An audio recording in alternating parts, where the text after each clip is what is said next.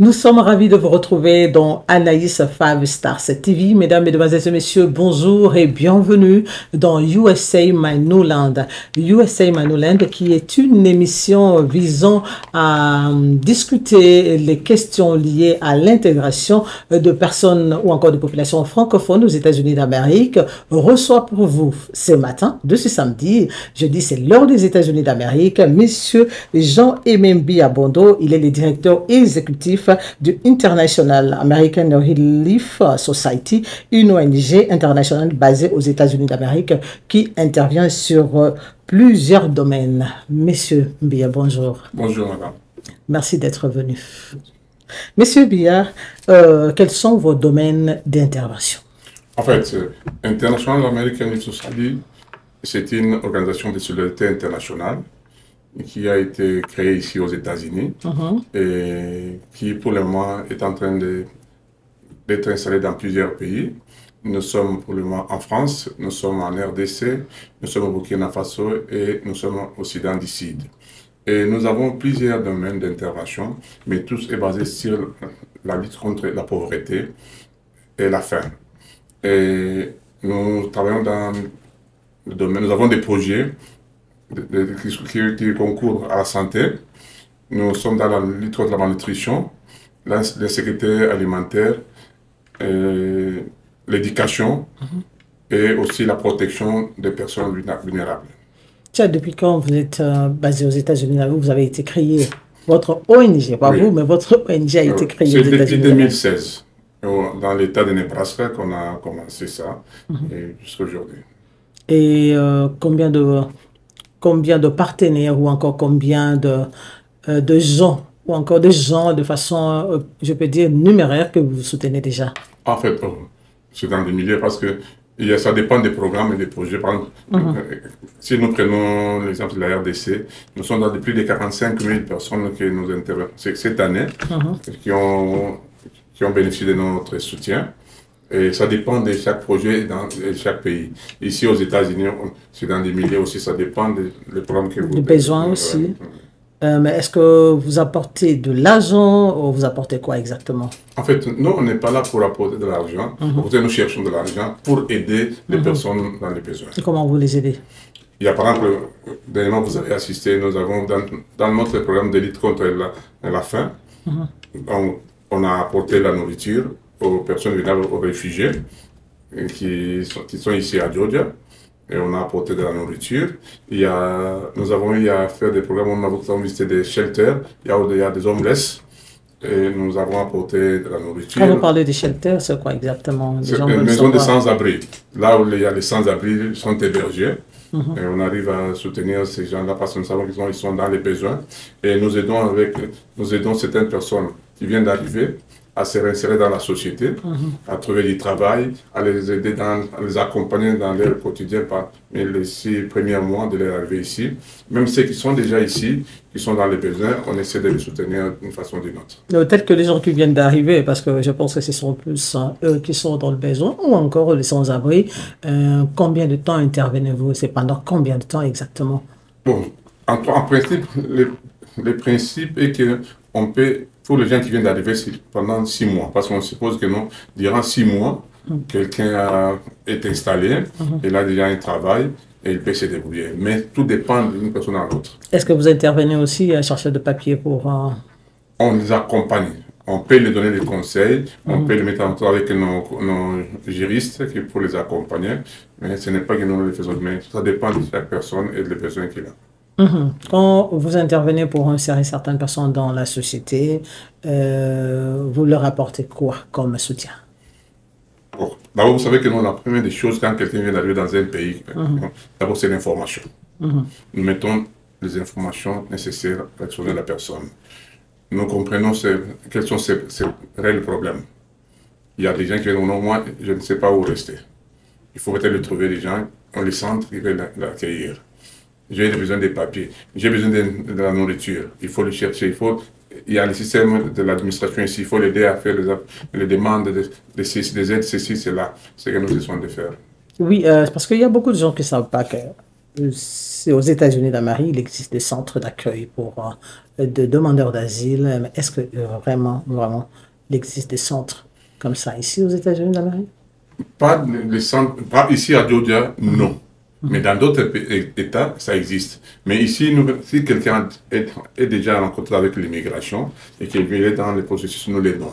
Dès qu'il vient chez nous, il montre que nous, il a déjà fait sa demande, ou bien il est en contact avec le service de l'immigration, et nous l'aidons maintenant à s'insérer dans la société, à l'orienter. C'est ce que nous essayons de faire.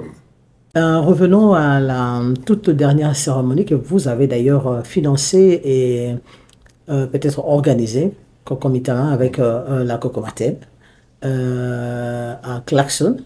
Le don que vous avez remis à nos compatriotes qui autrefois étaient refusés de notre pays, dans d'autres pays. Aujourd'hui, ils sont réinstallés aux États-Unis d'Amérique. Comment intervenez-vous auprès de nos compatriotes qui sont là-bas? Oui, je sais que vous l'aurez remarqué avec nous que cette activité n'était pas organisée seulement pour les Congolais. Parce que nous, il n'est pas question pour nous d'organiser des activités seulement pour les Congolais. Tout ce que nous faisons, c'est pour toutes les personnes vulnérables et qui sont dans les besoins, qui vivent ici aux États-Unis. Mais c'est fait que à Clarkson, il y a une grande communauté congolaise. Dans la construction, nous étions là. C'est pour laquelle ils étaient venus. Et pour nous, on partageait tout ce qu'on a à tous ceux qui sont dans les besoins. C'est ce qu'on a fait. Mais auprès de nos frères de Clarkson, quels sont les projets que vous avez déjà financés? Donc pour le moment, là, nous sommes en train de travailler. Il y a des projets. Vous savez, il y a la plupart des gens qui viennent, surtout nos frères qui viennent dans des zones de guerre, ils ont connu beaucoup de traumatismes. Alors, des fois, ces traumatismes les accompagnent jusqu'ici. Leur réinsertion pose des problèmes. Et vous remarquez qu'il y a l'élite de culture. Les gens qui étaient là, quand ils viennent ici, tout ce qu'ils voient ici, c'est vraiment nouveau pour eux. Et nous essayons de travailler avec eux. Il y a un projet que nous sommes en train de travailler. Et ce sera bientôt, je crois, dans 2 mois, sera mis en application, où nous allons aider, accompagner tous ces gens-là à lutter contre le traumatisme pour qu'ils aient une bonne réinsertion communautaire.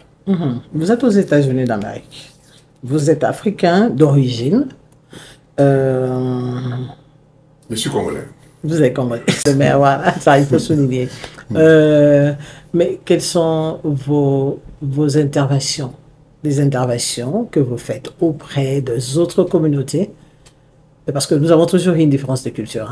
En fait, il y a aussi des problèmes que nous avons en Afrique. Ce ne sont pas le même problème que les gens ont ici aux États-Unis d'Amérique. Et alors, quelles sont les solutions que vous apportez aux problèmes d'ici? En fait, nous, on n'est pas là pour apporter des problèmes particuliers d'une communauté. Nous travaillons pour tous ceux qui sont dans les besoins. Donc, dire que nous apportons les solutions aux problèmes particuliers des Congolais vient d'une communauté francophone, ce n'est pas vrai. Et c'est là, c'est à la cause de notre mission. Nous sommes là pour aider tous ceux qui sont dans les besoins, qui ont choisi les États-Unis comme leur deuxième patrie. Et nous travaillons avec eux. Et nous travaillons aussi dans d'autres pays africains. Par exemple, nous sommes au Congo, où nous sommes présents dans 7 provinces. Nous avons plus de 12 programmes qui sont développés là-bas. Et tout ça parce que nous luttons contre la pauvreté et cette immigration, des fois, qui pose problème ici, en amont et en aval. Nous aidons les gens là-bas pour qu'ils améliorent leur vie et nous les aidons aussi quand ils viennent de ces côtés ici. À qui vous apportez votre soutien principalement? Ce sont des individus ou ce sont des ONG? D'abord, notre mission, c'est de travailler avec les ONG, mais aussi avec les individus directement. Alors, quelles sont les ONG avec qui vous travaillez à Kinshasa, pas Kinshasa, en RDC? Oui, nous faisons partie d'abord des consortiums des ONG internationales qui sont au Congo. Et là, nous avons quelques ONG partenaires que je ne suis pas appelé à citer ici, qui nous aident à implémenter le travail ici au terrain. Et nous avons aussi, il y a des zones où nous-mêmes nous intervenons directement. Est-ce que... Bon, je voudrais être un peu indiscrète. Est-ce que je peux savoir le coût que vous avez réservé aux ONG de la RDC? Non, ça c'est impossible. Je ne vais pas dire ça ici. Non, je m'excuse pour ça. Ok, merci beaucoup. Monsieur Bondo, est-ce que vous avez un message à lancer à ceux qui sont dans le besoin ici aux États-Unis d'Amérique, mais qui ne connaissent pas votre ONG? Oui, hein. Principalement les Africains qui vous suivent en ce moment, les Africains francophones qui vous suivent à ce moment ici. Est-ce que vous avez un message à leur dire en ce moment ici? Oui, le message que je peux lancer à tous les francophones qui sont ici, qui sont dans les besoins, c'est qu'ils ont un cadre, ils ont une structure dans laquelle ils peuvent s'adresser et ils peuvent trouver des personnes qui parlent leur langue et qui peuvent les écouter et les orienter correctement. Et nous sommes ici à Lawrenceville. Ils peuvent nous contacter, ils peuvent aller en ligne, checker notre site internet ou nous appeler à notre numéro. Il y a des gens qui sont prêts à les recevoir et à les orienter. Et alors, pourquoi vous n'allez pas vers les autres communautés francophones qui sont ici? Parce que j'ai remarqué comme si vous n'allez pas vers ceux qui sont dans le besoin, mais vous attendez à ce que les gens viennent vers vous. Bon, les besoins, on va là où les besoins se manifestent. Mais on n'est pas ces gens qui sont ici. Vous savez, la situation des États-Unis, ce n'est pas qu'il y a un camp de réfugiés quelque part où vous devez aller là-bas, mais c'est quand ceux qui sont dans les besoins, ils doivent manifester leurs besoins et venir là où nous sommes. Mais quand on ne sait pas là où vous êtes. C'est dans le que nous passons par votre média pour que ceux qui ne savent pas peuvent le savoir par vous.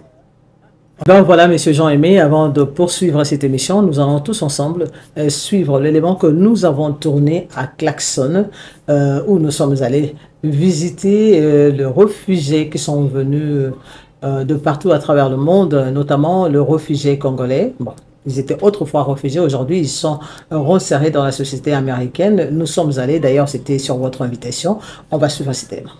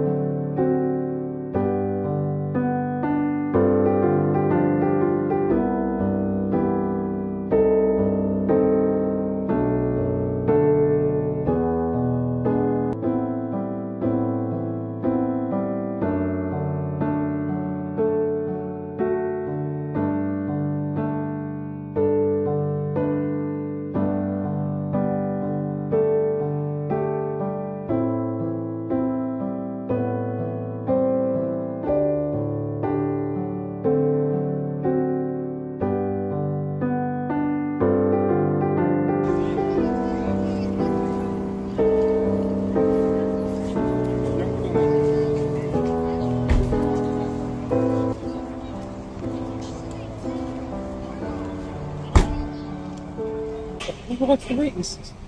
Est-ce que vous pouvez nous dire exactement aux États-Unis d'Amérique qu'il existe aussi des personnes? C'est ça le paradoxe. Beaucoup pensent que les États-Unis c'est le paradis, mais je vous dis sincèrement, regardez les milieux où nous sommes ici, nous sommes en pleine Georgia, mais c'est les milieux où il y a les personnes à faible revenu et la plupart sont des réfugiés venant de partout au monde.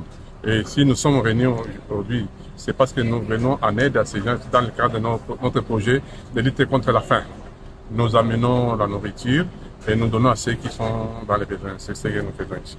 Mais du moins, ils ont le revenu. Est-ce que vous pensez que ce que vous leur apportez, c'est suffisant par rapport aux besoins? Non, en fait, on dit que ce sont des gens à faible revenu. Par rapport au seuil de la pauvreté, la plupart des gens qui vivent ici, en tout cas, vous trouverez une famille de 8 enfants, mais qui vous fait plus de peut-être 25 000 $ par an. C'est payé. Et les besoins de la nourriture sont énormes ici. C'est que nous venons en surprise pour faire des. Et alors, comment vous avez organisé? Qui a été l'initiateur de l'événement? En fait, nous sommes une organisation de droit américain, une organisation internationale ici. Et nous ne voulons pas seulement ici, nous sommes aussi dans d'autres pays. Nous sommes en RDC, nous sommes en France, nous sommes au Burkina Faso et au Mali. Et ici, nous agissons selon les besoins. Ici, nous avons senti qu'il y a un besoin dans la communauté congolaise ici, à Georgia.